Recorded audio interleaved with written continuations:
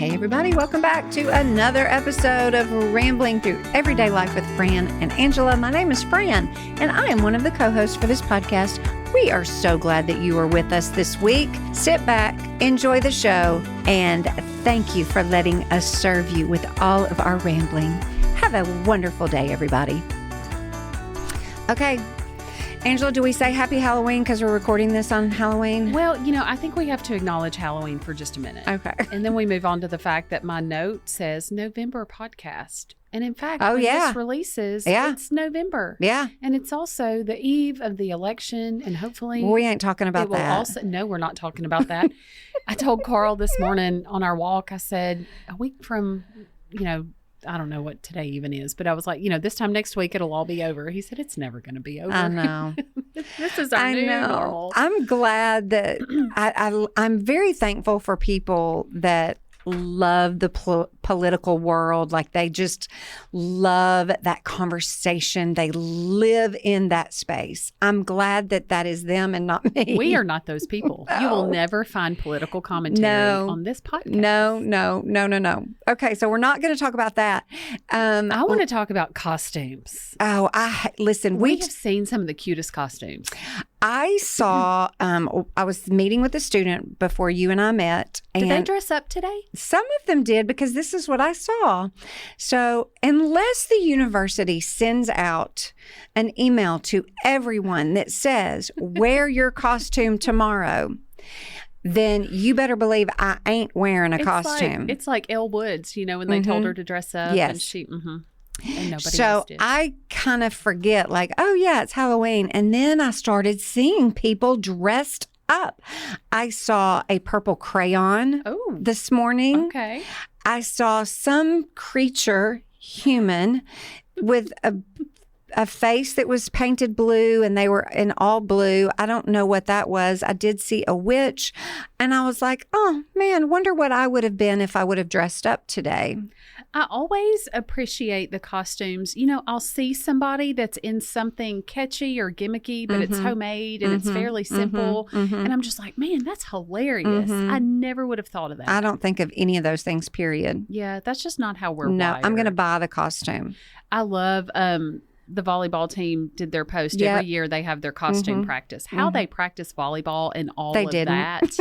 Oh my gosh. Every year I'm like, are you not dying of heat induced whatever and all those layers? But we would have been so peanut butter and jelly. Like that. Yes. That would have been, because I can purchase that. I can get my mind wrapped around that. But if you said, hey Fran, you can't buy anything, but I want you to go dress up as, create something. I'm like go be a giraffe, but you can't purchase the costume. Oh, yeah, no, that's then I'm like, no, I'm out. My favorite we shouldn't play favorites, but one of the ones that I loved a lot on the team was Troy Bolton in the basketball. Oh, Hannah yes. And, Dylan. Yes. That was so cute. Yeah. So cute. Yeah. And then there was a guy one year, I may have seen it online, but he had safety pinned different like socks and things all over his sweatsuit, and he was static cling.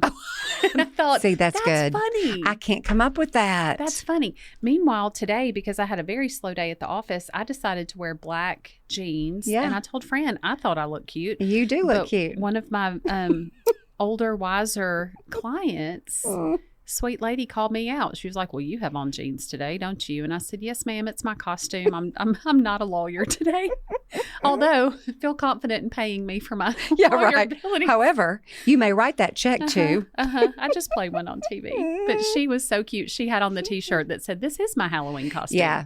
And I don't want to be that. I want to say that I could come up with something, but I'm terrible. I've never loved Halloween costumes. It's always stressed me out since I was a child. It's so much pressure. So much pressure. Meanwhile, the last time that I can remember Carl and I dressing up and going to a party, we were the Scarecrow and Dorothy, and it was a year before Cole was born. It's been 17 years.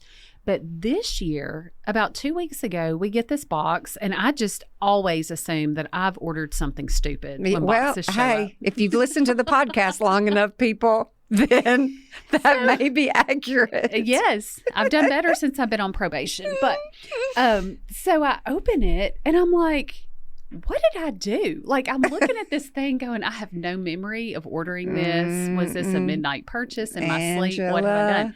I found out when my husband came home, and I'm confessing to him, I'm like, I don't know what I've ordered. This makes no sense. And he's like, oh, that's mine. And I was like, what? Oh. So Carl decided, because we have 5-year-old Atlas in our home, Carl decided this year Carl is dressing up for Halloween. Stop it right now. And I was just like, I just looked at him so And you're awestruck. not? Well, I'm late to the game, at this point, and then I'm just I'm going to have to come up with something. But Atlas is an astronaut. He's got the cutest little astronaut costume. Okay. Lydia found her a matching pink astronaut costume. Carl ordered himself that inflatable thing that's like a dinosaur that looks like the man riding the back of the dinosaur. Yeah. Okay. I wore one of those at work last week. That was the bulldog. Yes. Yes. So Carl is that. Mm-hmm. So then I was like, Atlas, what should I be? And he said, you can be the Earth. Oh.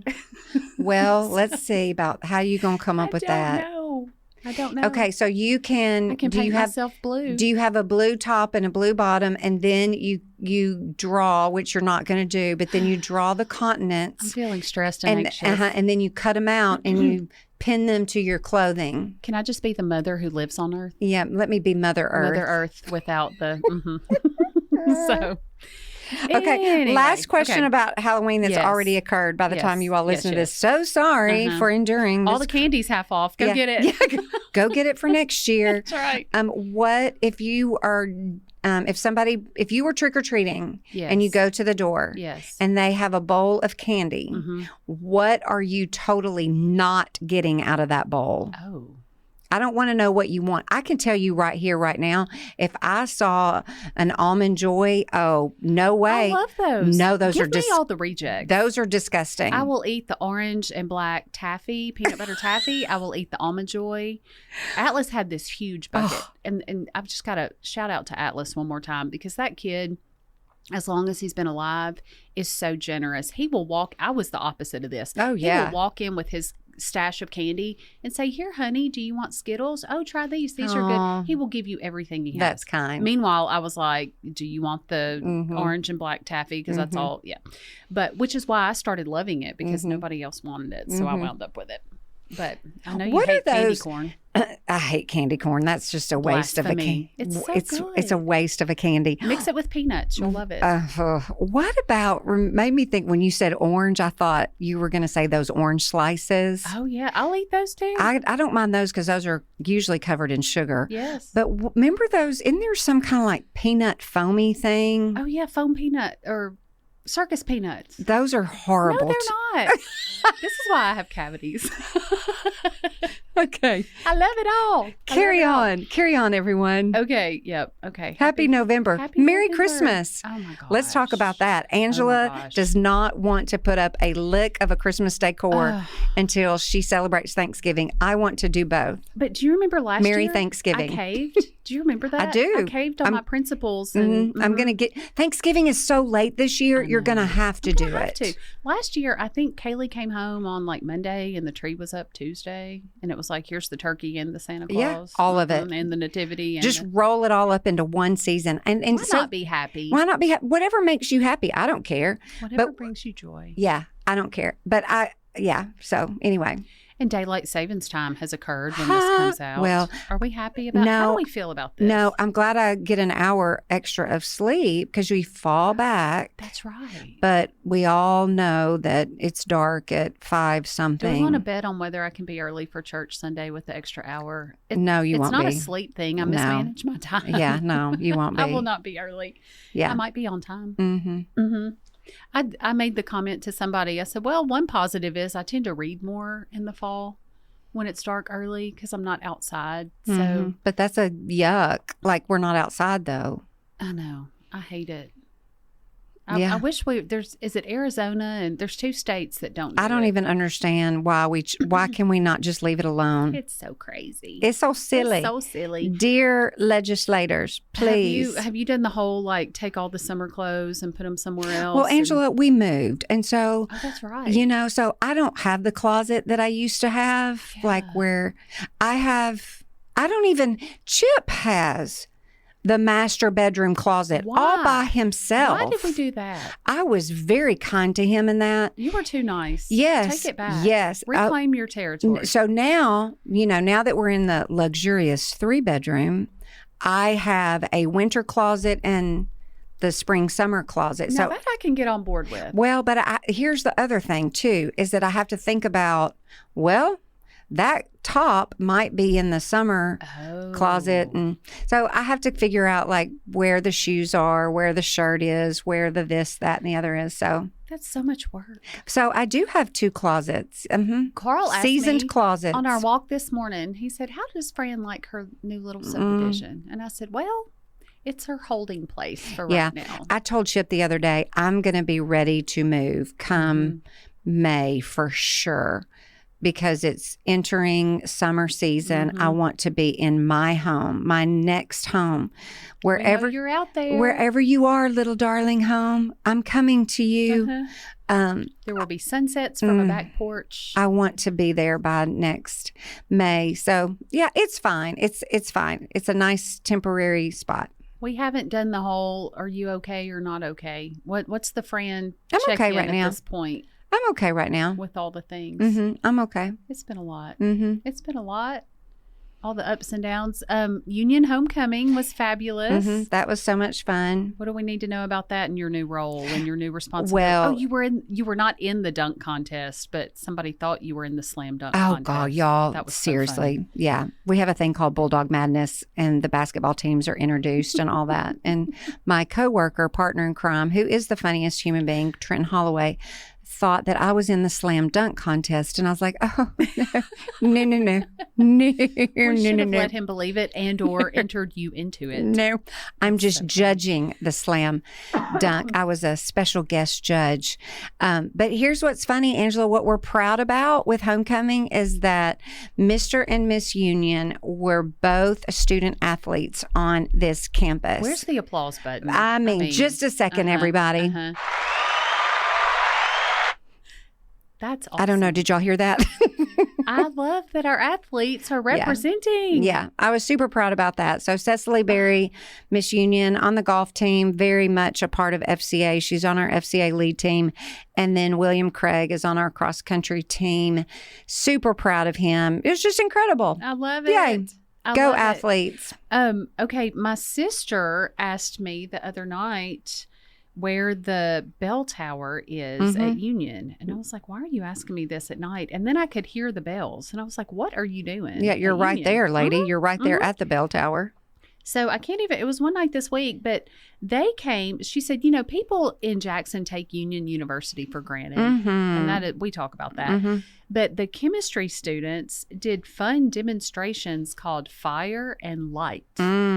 And she brought my nephews up here, and they loved it. They had maybe physics. It was some big word of something smart people do here versus chemistry. And it was like one would do a presentation and the other would well, I see you doing that with fire and here's my light. And that's cute. But she said it was so fascinating and just it was free for the community. And there were all kinds of people here and I love it. Younger students. And I love it. You just never know what's going to happen. You just never know. Listen, this is what happened yesterday. And I know you and I have talked about it, and I think we were going to talk about it on the show anyway.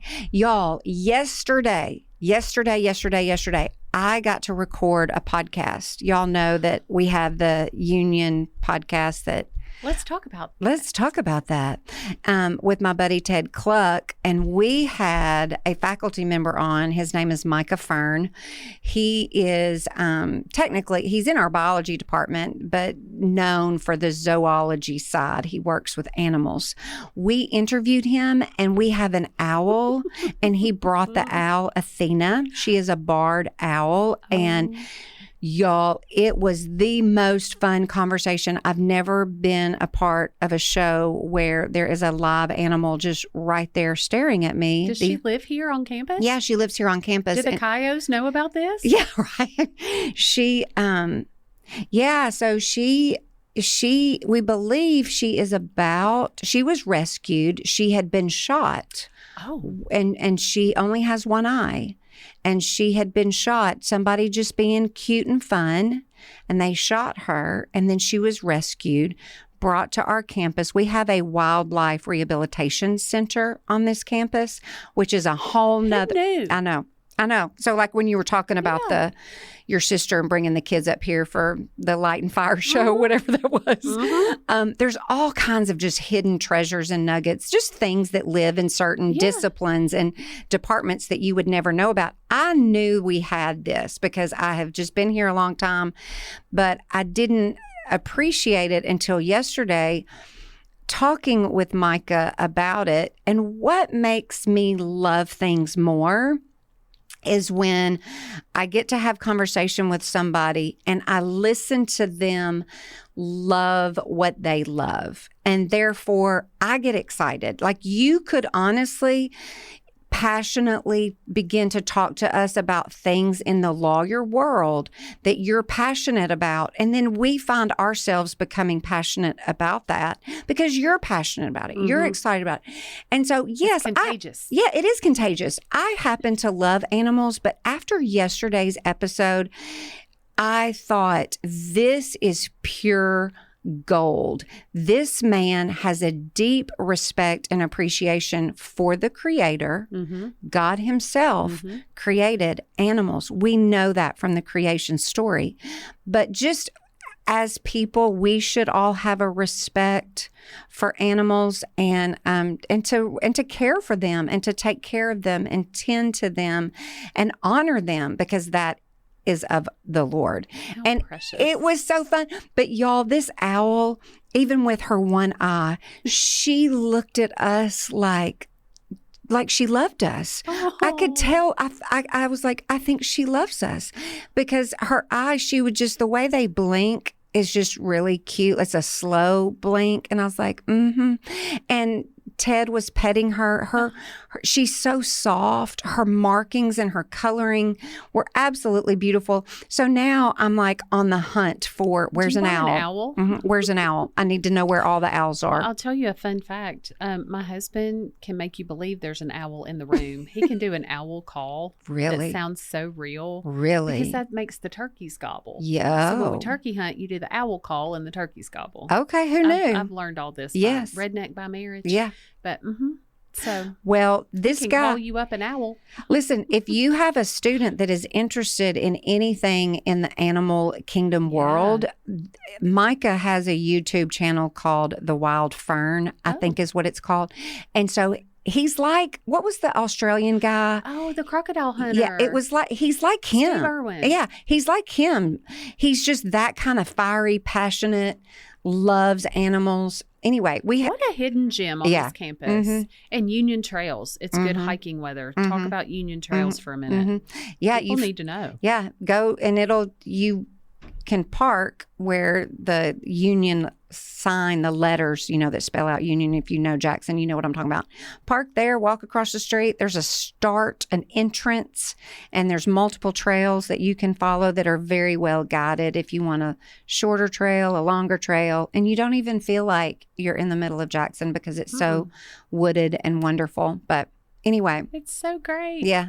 It's so great. Yeah. Well, Athena the owl, she's incredible. Do you have a picture of Athena? I'll show her in the stories. We need to see it. Here's what's super funny, y'all. When the recording ended and we'd already hit stop, and I'm so sad this is not on film because this would have been the highlight of my entire life. She had been sitting on Micah's arm, like not attached to anything. A lot of times their foot, might be attached so they can't get away. But she was just sitting on his arm, okay? And then when we were done, she decided to fly off and she flew over my head. And I went down like when we had tornado drills when we were kids. I went down and I was like, oh my God, she's going to land on my head. She's on my head. It's an owl emergency. I know. She didn't. She flew into a corner and Micah had to go get her. But I was like, dang, Athena, you were being so well behaved. Oh my goodness. I love her. I know. I do too. Oh, I can't wait to see Athena. Yeah. I cannot wait. Okay, I have a question for the people listening because you and I, as everybody knows, need a little help in the kitchen, in the culinary department. But I did get my crock pot out and make a pot roast, and it was so good. And now I'm like, I know these people listening have some like go-to crock pot recipes that I need in my life. I love my crock pot and I love my Instant Pot, but every day about 4 o'clock, I hate it. I have to feed people, including myself, and nobody has an opinion, and nothing sounds good. So chicken, and more chicken. Which form of chicken do y'all want? I never bought an Instapot. It's amazing. Never, ever bought it. I could have, but once everybody got out of the house, y'all, that is such a weird thing too. When it's just you and your husband, you want to talk about not caring. It's there. It's that you've arrived, because I'm over it. And I used to get so mad and worried. Like my parents, my mom would just be like, well, we're having some peaches for dinner. And I'd be like, what? Oh my gosh, you have to talk about your meal yesterday. Okay. Well, y'all, speaking last of night, we are voxering, and it's going off the rails the way it always tends to do after a long day when our brains are gone and then we get delirious. So Fran's like, oh, guess what I had for lunch? And I'm like, oh, what? I can't wait to hear it. You're not going to judge me because we all have these days. But yesterday was just a weird day, the way my calendar was mapped out.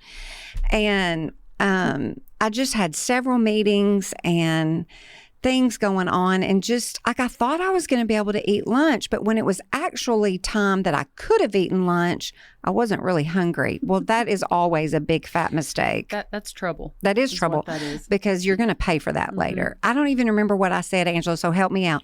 So there was a Christmas tree involved. So the Little Debbie Christmas trees, I have a box of those in my car. They're out already? They're out already.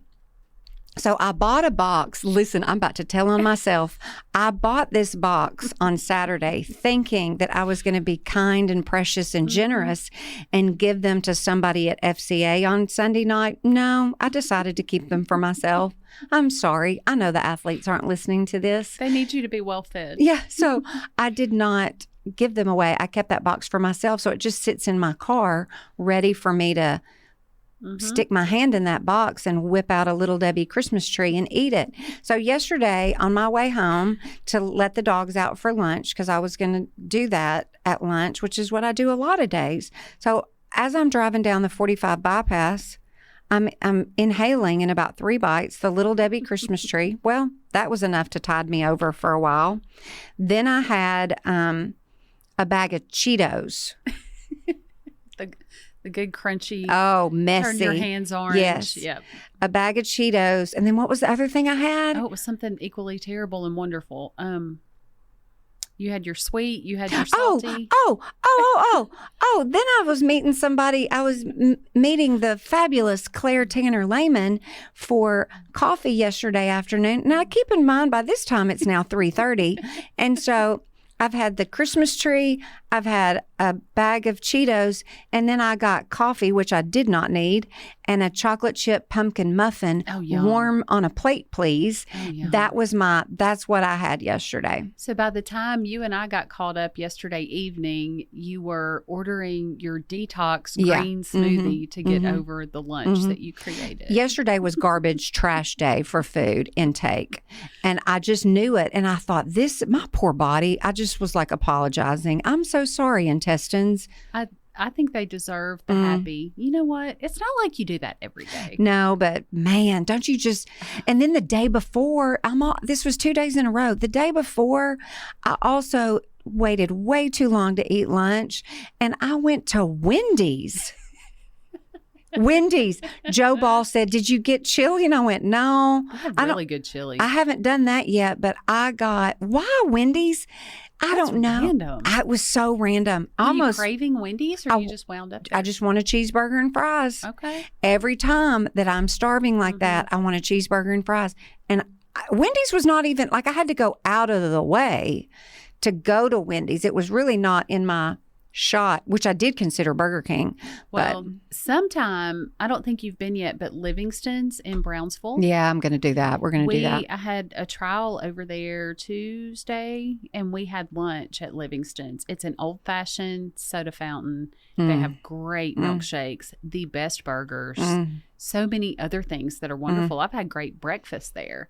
Is that the name of the people? Why is it named that? Dr. Livingston owns it. And he's so precious, and he'll walk around the room and say, I'm glad you enjoyed it. You want to buy it?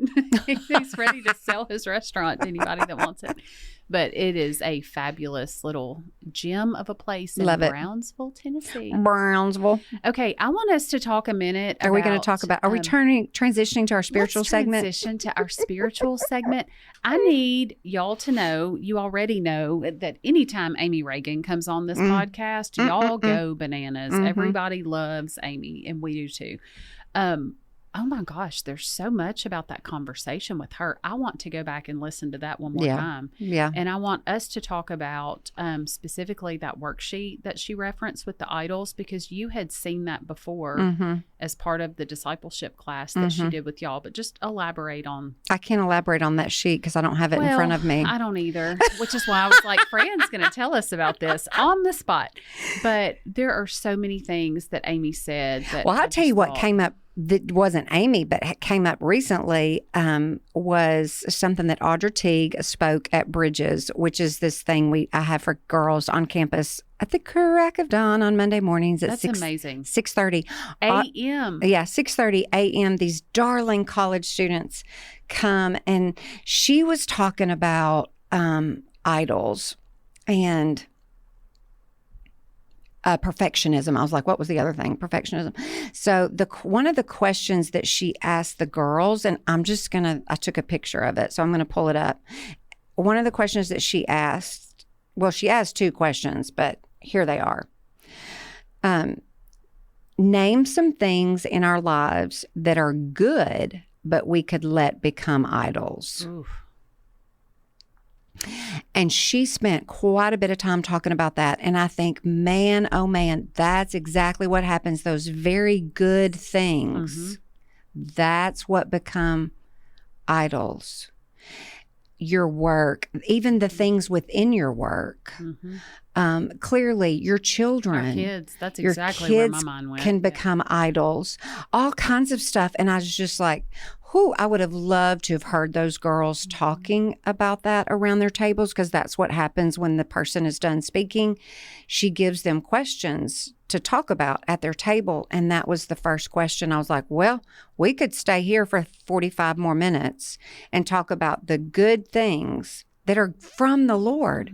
Your blessing can become your curse if it's misused. So I think that's something that we don't talk about enough or consider enough. We're real good and we love, I'm not afraid to talk about sin, but that is a sin. I just tend to kind of separate those things out. And I'm like, well, this is unhealthy in my life, this thing that I'm doing, but I'm not associating that with, it's become an idol. Does that make sense? It's easier to justify it and say, well, I'm just proud of my work, or I'm proud of my kids, or this is normal and natural and whatever, as opposed to this horrible thing that's an obvious sin. Right. I never did link that worksheet in our stories because I just felt like you could Google that. And it's in show notes. Yeah, do that. But it's just, I don't know, I think it'd be worth doing with a group of people. I think so. The other question that Audra asked, and I'll leave y'all with this, is just, along the same line, okay, we recognize that these things are becoming idols. Well, how can we guard against making these things idols? Like, how do we guard against that? Do you have safeguards in place? If you can name where you tend to put your idols, like for our kids, then are we aware then when we're elevating them to an unhealthy place? It's such a fine line. I have told so many people, I can call something stewardship, but actually it's control. Oof. Like I will say, I want to steward that well. I want to control that and leave room for nobody, including the Lord, to do anything else with it. That's what I'm saying. That's exactly what I'm saying. I'm real good at being like, hey, God, since we're partners in all this, I got this corner of the world. You just go fix all the rest of it. You've entrusted me with this. So clearly. Turn me loose. Yes. I know my family. I know what I'm doing. Thank you for giving me the skills. Oh, this is icky. I know. But anyway, yeah, Amy Ragon, go back and listen to that again, or just listen to it for the first time if you missed that last week's episode. So wise and so relatable too. That's what we love about her. Mm-hmm. It's true. Just getting to the root of whatever it is and learning to name it. And, you know, with the good or the bad fruit, name it, inspect it. Mm-hmm. Where did it come from? Identify it. Be on guard against it. Break a cycle. One of the things we talked about with Amy, because you mentioned Corinne, keeping the journal of just noticing the way that God's speaking to us. If we believe that God speaks to us through his word and through his people and through our prayers to him, I am so bad about, I will say in the moment or recognize sometimes, oh, that must be from the Lord, or I needed that, or I'm so glad you encouraged me with that. But then 10 minutes later, I've forgotten all about it. And what I'm so good at is I remembered it in the moment, but yet I can't even tell you about it. I've already forgotten it. Sure as heck can't implement it because it went in and out of my brain just as fast as anything. And that is what's so sad. And so, you know, there's some book, I never read it. I know my kids read it. They had to read it in high school, I think, called The Noticer. Yes. I don't even know what it's about, but we notice things. But we notice things. And I think that in a world of distraction and busyness and anxiety, we're missing things that are right in front of us.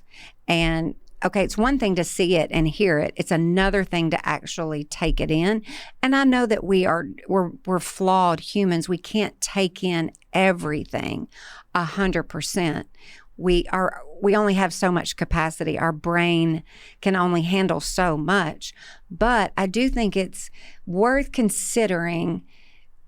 Okay, so if you know that you're going to have lunch with somebody, that it's going to be a meaningful conversation, then have something to where you can just write things down for the sake of writing them down and letting the Lord do with it however he wants. Well, if I'm bold enough to say the Lord spoke so clearly to me through this verse, through this song, through this person, through this conversation, through prayer, whatever it is, but then like, why would I not go a step further and say, well, let me jot that down so I can consider that again later. Yeah. And my default is not to do that. Oh, for sure, because we're too busy. We're too busy. You had the great alliteration earlier this week. You remember what you said? Yeah, I do. This was from the Lord. So I wrote it down. It's in the notes. I was talking to this fabulous student, this girl, and she was just working through some hard things. And once we got through that part of the conversation, you know, when you give people time, you really can, you're having multiple conversations. And we had multiple focuses of this one conversation. And that was the beauty of our time together. We talked about a lot of deep, meaningful, important things. And we were talking about just this generation is so anxious. And I was giving her just some ideas on how to let her brain rest. And I said, I see it all the time on this campus. Students are going from point A to point B and they're on their phone, trying to multitask, trying to clear notifications, trying to do all these things. And they're missing things that are right around them. But maybe what they're also missing is just letting their brain rest, giving the Lord a chance to speak and them actually hear him, because they're not looking down. They're not trying to digest information while they're going from point A to point B. My body just literally reacted to that as you're saying that. I just took a really big exhale, like, oh my goodness, and I can do this too. Yeah. And I wasn't asking her to, do big chunks of time. Like if you're in my building and you've got to go to another building, you're going to be at that building in 5 minutes because we're not a huge spread out campus. So just 5 minutes of not pulling out your phone. And I told her, I said, I began to consider the day and I can choose based on my day that this chunk of time, I try to do 2 hours, and that sounds like a lot, but it's really not. I try to take 2 hours of time, and I just put my phone on Do Not Disturb, and I forget about it. Because remember the number of times that the average person picks up their phone? 9 million, bazillion. It's horrible. It's absolutely horrible. And remember how good we feel when we don't, but then we fall right back into it. And so we were just... What time of day works for you? Is it different It depends on the day. Okay. So I just kind of look at my calendar. Is it work? Is it home? It's going to be at work. Okay. Because I have learned in the work that I'm doing, if I'm going to be spending time with people that I'm spending time with, I want to give them my full attention. And I don't want to be thinking about what my watch just did or what I saw my phone light up or make some sound or whatever. And so the girl and I, the student and I, were just talking about these just real everyday practices that we can try to do that just let our mind rest so that it can actually rest, or I can be more present wherever I am. So anyway, we're talking through all that, blah, blah, blah, blah, blah. And so out of my mouth, from God himself, I guess, I don't know, I said,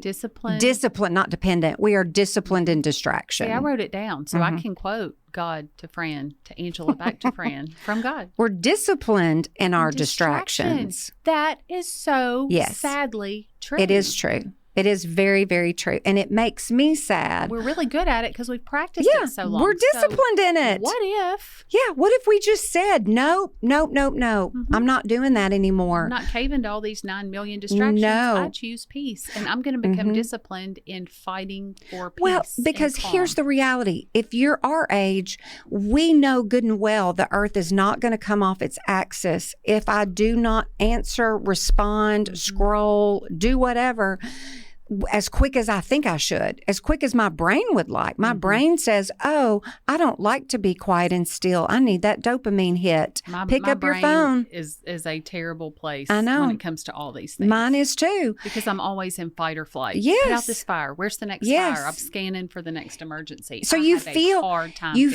anxious. Absolutely. Resting. Absolutely. And that's part of why I think this generation is just really struggling to sit and be and enjoy and rest.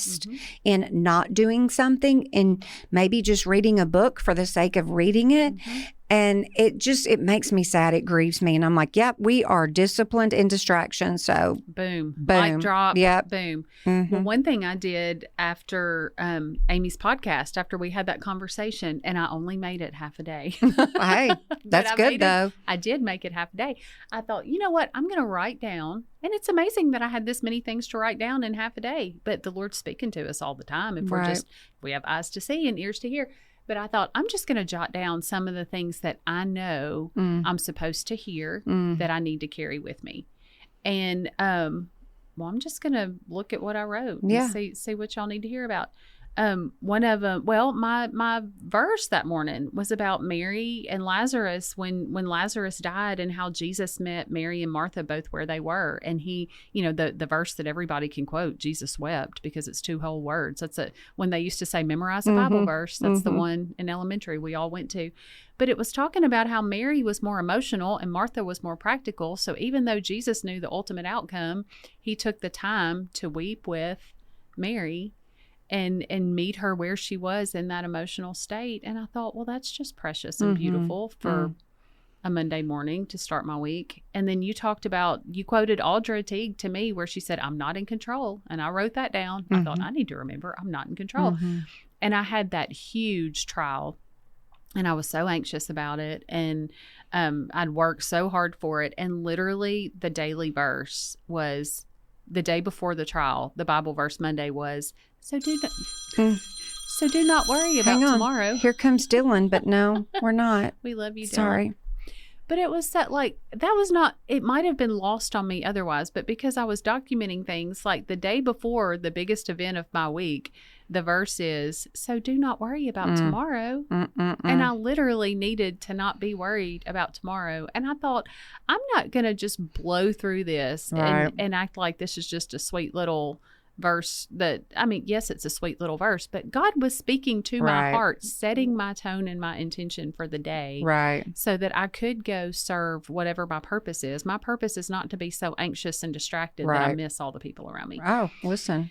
And then I had a client later that afternoon who said, you know, years ago I heard on K-Love, and the minute she said she's going to quote something she remembered from K-Love, I looked at her and I said, do you mind if I write this down? Oh, I love that. She was like, no, not at all. But you don't even know what I'm going to say. And I was like, no, I don't. But I just feel like if you receive this through Christian radio, and so what she said, and she's in a really horrible situation right now, but she said, you have to remember life is happening for you, not to you. And I thought, well, there you go. Because the Lord is for us and all things are meant for good. Yes. Period. The end, everyone. Point blank, period. So I just, you know, we're in November. We're in the season where we all become a little more focused on gratitude and counting our blessings and having a grateful heart. And like the Veggie Tales, a grateful heart is a happy heart. I won't sing to y'all, but I could. But I just thought, you know, this is a practice that I want to become. I don't even want to say more disciplined in, because that makes it sound like a chore. It made me so happy. Hey, we just want to start it. I want to make it like a little scavenger hunt. Like, let's just look and see where the Lord is. Little nuggets of Jesus. Yes. I remember after our mom died, and my sisters and I, we'd call them DIs because it was little divine interventions. Everywhere we looked. When you're just in that sweet space with the Lord of having eyes to see and ears to hear and being a noticer, you can't be discouraged because he's literally shown up all around us. And how grieved must he be when he's like, you are my child and I created this beautiful thing for you and you're not even looking up. You're missing it. I don't want to miss it. I don't want to feel guilty. I don't want to feel like I have one more thing on my to-do list. I just don't want to miss it. Well, the Lord is everywhere. We'll conclude with that. Y'all know he is everywhere and in all things, all throughout your day. The little things, the big things. He's in my new friend, Athena the owl. He's everywhere in everything. And we just want to see him. And he's using us too. So don't miss the moment when you feel prompted to give an encouraging word or whatever it is. Yeah. I gave Micah Fern one of my Christmas trees because the little Debbie Christmas tree, because it was his birthday when we recorded. So I was like, listen, I'm selfish with these things, but Merry Christmas and happy birthday. We love you guys so very much. Thank you for listening to this week's Rambling with Fran and Angela. Y'all have a great day. We'll see you next time.